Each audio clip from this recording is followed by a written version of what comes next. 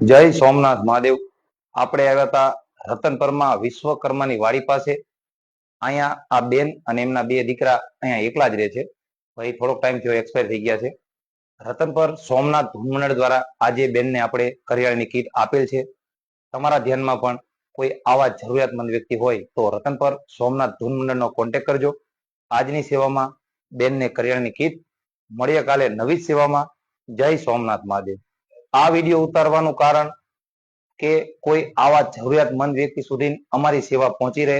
તમારા ધ્યાનમાં પણ આવા કોઈ જરૂરિયાતમંદ વ્યક્તિ હોય તો રતનપર સોમનાથ ધૂન મંડળનો કોન્ટેક્ટ કરજો। જય સોમનાથ મહાદેવ।